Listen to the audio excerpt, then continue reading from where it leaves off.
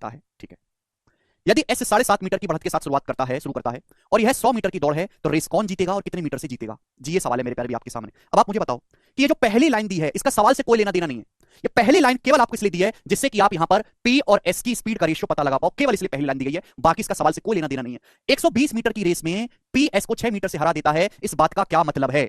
यानी कि अगर एक रेस दौड़ी जाए 120 मीटर की तो पी एस को 6 मीटर से हरा देगा, यानी कि पी तो पूरा 120 मीटर दौड़ेगा पी, और एस 6 मीटर पहले ही रह जाएगा, यानी कि एस जो है 120 से 6 कम, एस 114 मीटर ही दौड़ पाएगा। यानी कि जितने टाइम में पी 120 मीटर दौड़ेगा उतने टाइम में एस 114 मीटर ही दौड़ पाएगा, 6 मीटर पीछे रह जाएगा, 6 मीटर से हार जाएगा। यानी कि सेम टाइम में, मैं बात कर रहा हूं सेम टाइम की, जितने टाइम में पी 120 मीटर दौड़ता है उतने टाइम में एस 114 मीटर दौड़ता है। आप जानते हैं कि अगर टाइम सेम है तो जो डिस्टेंस का रेशियो होगा वही पी और एस की स्पीड का रेशियो भी होगा। यानी कि ये पहली लाइन केवल इसलिए दी है जिससे कि आप पी और एस की स्पीड का रेशियो पता लगा पाओ। ये किससे जा रहा है बच्चों? ये जा रहा है यहां पर आपका 6 से 20:19। तो पी और एस की स्पीड का जो रेशियो है वो 20:19 है, पी और एस की स्पीड का रेशियो। बाकी आगे में इस सवाल में अब इस लाइन का कोई लेना देना नहीं है, ये पहली लाइन केवल आपको इसलिए दी है जिससे कि आप पी और एस की स्पीड का रेशियो पता पाओ। ये पिछले सवाल से थोड़ा मुश्किल है कि पिछले सवाल में पी और यहां पे स्पीड का रेशियो डायरेक्ट दिया हुआ था, यहां आपको निकालना पड़ा, आपका एक स्टेप बढ़ा दिया एग्जामिनर ने, आपका एक स्टेप बढ़ गया, आप बोलोगे हां जी सर।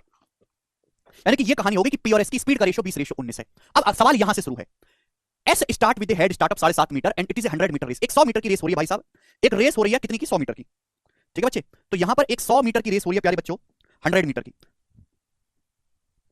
एक 100 मीटर की रेस हो रही है और एस जो है उसको 7.5 मीटर की स्टार्ट मिली है, 7.5 मीटर की बढ़त से दौड़ना शुरू करता है, लेकिन पी तो दौड़ना शुरू करता है स्टार्टिंग पॉइंट से और एस दौड़ना शुरू करता है 7.5 मीटर आगे से, 7.5 मीटर आगे से मेरे प्यारे भाई। ठीक है ना, यानी कि रेस जीतने के लिए एस को केवल 92.5 मीटर दौड़ना है। 100 में से 7.5 घटाएंगे कितना आएगा? 92.5 मीटर।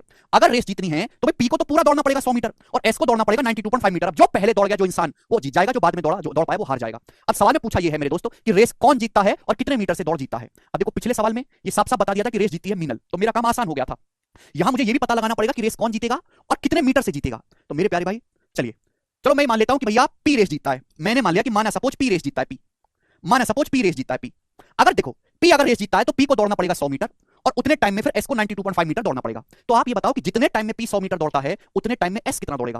मैं पी को रेस जीतने के लिए कितना दौड़ना है? 100 मीटर। जितने समय में टाइम को सेम करता हूं, टाइम सेम, जो टाइम सेम है जो स्पीड का रेशियो होगा वही डिस्टेंस का रेशियो होगा, टाइम सेम है जो स्पीड का रेशियो होगा वही डिस्टेंस का रेशियो होगा, चलेगी डिस्टेंस का। जितने टाइम में पी 100 मीटर दौड़ता है 5 गुना, उतने टाइम में एस कितना दौड़ेगा? 95 मीटर दौड़ जाएगा। अगर पी 100 मीटर दौड़ेगा तो एस कितना दौड़ेगा? 95 मीटर। जबकि एस को रेस जीतने के लिए केवल 92.5 मीटर ही दौड़ना है, इसका मतलब एस तो पहले ही दौड़ जाएगा। भाई पी तो 100 दौड़ेगा, एस दौड़ जाएगा उतने टाइम में 95 मीटर, जबकि एस को तो रेस जीतने के लिए केवल 92.5 मीटर ही दौड़ना है। इसका मतलब एस जो है वो पी से पहले रेस खत्म कर लेगा, यानी कि एस जीतेगा पी नहीं जीत पाएगा, एस जीतेगा रेस पी नहीं जीत पाएगा मेरे प्यारे भाई। तो यानी कि ये दो ऑप्शन तो हट गए। तो रेस कौन जीतेगा? एस पी नहीं जीतेगा। भाई पी अगर जितने टाइम में पी 100 मीटर दौड़ता है उतने टाइम में एस कितना दौड़ेगा? 95 मीटर, जबकि एस को 95 मीटर दौड़ने की जरूरत ही नहीं है। एस को कितनी जरूरत है रेस जीतने के लिए? 92.5 मीटर दौड़ने की जरूरत है, 92.5 मीटर दौड़ने की जरूरत है, 95 मीटर की जरूरत ही नहीं है। यानी कि एस पहले ही रेस पूरी कर लेगा। तो यानी कि जीतेगा कौन रेस को? एस, पी नहीं जीतेगा। तो यानी कि मेरे दोस्तों यहां पर एस रेस जीतेगा। अब मुझे ये पता लगाना है कि एस अगर रेस जीत रहा है तो कितने मीटर से। मनोहर पिछली क्लास में बेसिक बता दिया, यही बेसिक है, मुश्किल सवाल है ये सवाल मनोहर तुम्हें समझ में आया है? आया ना?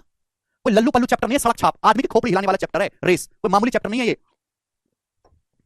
पहले बोल दिया कि ऐसा सवाल है जो है इस सवाल पे ना यूट्यूब पे टीचर्स ने अलग अलग से वीडियो बनाई है आधे आधे घंटे किसी एक सवाल को समझाने के लिए, इस एक सवाल को समझाने के लिए। तो इससे इस सवाल की औकात का पता लगता है कि यूट्यूब पे लोग इस सवाल को आधे आधे घंटे की सेपरेट वीडियो बना रखे इस अकेले क्वेश्चन को समझाने के लिए। ठीक है ना, एक सवाल को मात्र। इसमें बुद्धि चाहिए, और जब तक आपका पूरा फोकस पूरा टेंशन आप पिछला लेक्चर पढ़ के नहीं आओगे, सब कुछ आपको पता नहीं होगा, आप नहीं कर सकते। तुम मेरी बात सुनते ही हो कि मैं कह क्या रहा हूं? हर एक चीज को पता होना चाहिए आपको क्या चल रहा है। बेसिक सही है भूपेंद्र ये, लेकिन टफ है। बेसिक सही है लेकिन ये सवाल टफ है, मुश्किल है, खतरनाक है। ऐसा सवाल है जिसको 90% वाला पेपर में छोड़ के आए हैं। ठीक है भाई, यहां तक की बात समझ में आई? पिछला लेक्चर पढ़ के आओ आधे घंटे का, जब मैंने आपको थ्योरी समझाई है थ्योरी। तो रेस कौन जीतता है? एस। अब आपसे ये पूछा गया कि रेस एस जीत रहा है तो कितने से जीत रहा है मेरे प्यारे भाई? सर पी तो 100 ज्यादा डिस्टेंस कवर कर रहा है एस से, तो पी जीतना चाहिए ना। यार सुमित तुम कैसे बालक हो यार, तुम कैसे बालक हो भाई, तुम थ्योरी क्यों नहीं पढ़ के आए? सवाल में ये बोला गया एस 7.5 मीटर की बढ़त के साथ शुरू करता है 100 मीटर की रेस, ये 100 मीटर की दौड़ है। एस यहां से दौड़ना शुरू करता है 7.5 मीटर आगे से। यानी कि कहने का मतलब ये हुआ कि अगर रेस जीतनी है तो रेस जीतने के लिए पी को तो पूरी लेंथ दौड़नी पड़ेगी 100 मीटर और एस को दौड़ना पड़ेगा केवल ये 92.5 मीटर। जो आदमी पहले दौड़ गया वो जीतेगा। अगर एस 92.5 मीटर पहले दौड़ गया पी के 100 मीटर दौड़ने से तो एस रेस जीतेगा। पी अगर 100 मीटर पहले दौड़ गया एस से तो रेस पी जीतेगा। ये बात क्यों नहीं समझते हो आप? पिछले लेक्चर में आधे घंटे यही सब तो समझाया था, आप सुनते ही नहीं है, सुनते ही नहीं है। चलिए, तो रेस पी तो नहीं जीत रहा, रेस जीत रहा है एस। अब आपको बताना रेस एस कितने मीटर से जीतेगा। देखो भाई, मैं पूछना चाहता हूं कि जितने टाइम में एस 92.5 मीटर दौड़ेगा, जितने टाइम में एस 92.5 मीटर दौड़ेगा उतने टाइम में पी कितना दौड़ेगा, मैं आपसे यह पूछना चाहता हूं। जितने टाइम में एस 92.5 मीटर दौड़ेगा उतने टाइम में पी कितना दौड़ेगा। तो पी और एस की स्पीड का रेशियो 20:19 है, तो सेम टाइम में पी और एस द्वारा, सेम टाइम में पी और एस द्वारा चलेगी दूरी का रेशियो भी 20:19 होगा। जितने समय में एस अगर एस 92.5 मीटर दौड़ गया तो रेस जीत गया। तो बताओ जब एस रेस जीता है उतने टाइम में पी कितना दौड़ा है, जब एस रेस जीत चुका है तो उतने टाइम में पी कितना दौड़ा है। 19 की वैल्यू अगर 92.5 मीटर है तो पी दौड़ा 20 मिनट। 20 की वैल्यू कितनी है? जवाब दो 20 की वैल्यू।